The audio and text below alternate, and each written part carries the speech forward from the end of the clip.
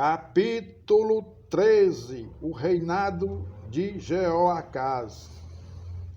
No 23º ano de Joás, filho de Acasias, rei de Judá, começou a reinar Jeoacás, filho de Jeú, sobre Israel, em Samaria, e reinou 17 anos.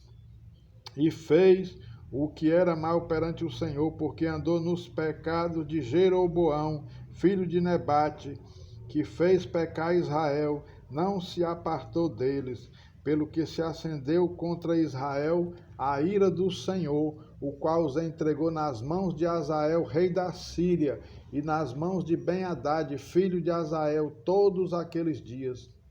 Porém, Jeoacás fez súplicas diante do Senhor, e o Senhor o ouviu, pois viu a opressão com que o rei da Síria atormentava Israel. O Senhor deu um salvador a Israel, de modo que os filhos de Israel saíram de sob o poder dos sírios e habitaram de novo em seus lares como dantes. Contudo, não se apartaram dos pecados da casa de Jeroboão, que fez pecar Israel, porém andaram neles, e também o poste ídolo permaneceu em Samaria.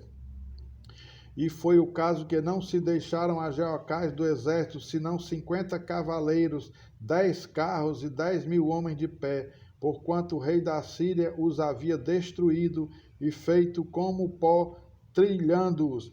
Ora, os mais atos de Jeoacás e tudo o que fez e o seu poder, porventura não estão escritos no livro da história dos reis de Israel?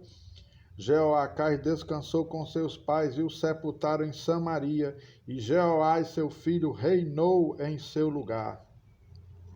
O reinado de Jeoás. No 37º ano de Joás, rei de Judá, começou Jeoás, filho de Jeoacás, reinar sobre Israel em Samaria, e reinou 16 anos. Fez o que era mal perante o Senhor, não se apartou de nenhum dos pecados de Jeroboão, filho de Nebate, que fez pecar Israel, porém andou neles. Quanto aos mais atos de Jeoás, e a tudo o que fez, e ao seu poder com que pelejou contra Amazias, rei de Judá, porventura não estão escritos no livro da história dos reis de Israel? Descansou Jeoás com seus pais, e no seu trono se assentou Jeroboão. Jeoás foi sepultado em Samaria, junto aos reis de Israel. A profecia final e morte de Eliseu. Estando Eliseu padecendo da enfermidade de que havia de morrer, Jeoás, rei de Israel, desceu a visitá-lo, chorou sobre ele e disse: meu pai, carros de Israel e seus cavaleiros. Então lhe disse Eliseu: toma um arco e flechas. Ele tomou um arco e flechas. Disse ao rei de Israel: retesa o arco, e ele o fez.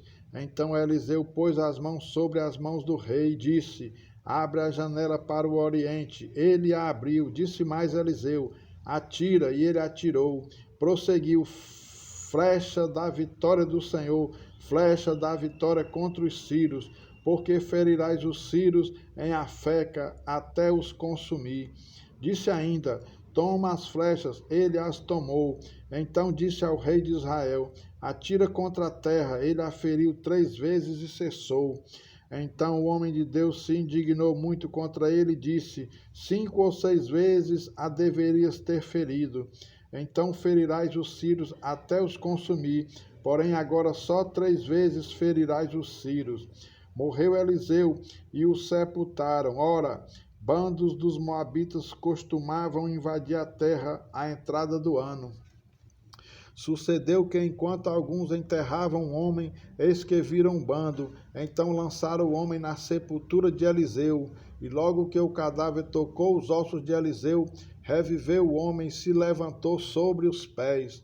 Hazael, rei da Síria, oprimiu a Israel todos os dias de Jeoacás. Porém o Senhor teve misericórdia de Israel, e se compadeceu dele, e se tornou para ele por amor da aliança com Abraão, Isaque e Jacó, e não o quis destruir, e não o lançou ainda da sua presença. morreu Azael, rei da Síria, e Ben-Hadad, seu filho, reinou em seu lugar. Jeoás, filho de Jeoacás, retomou as cidades das mãos de Ben-Hadad, que este havia tomado das mãos de Jeoacás, seu pai, na guerra. 3 vezes Jeoás o feriu e recuperou as cidades de Israel.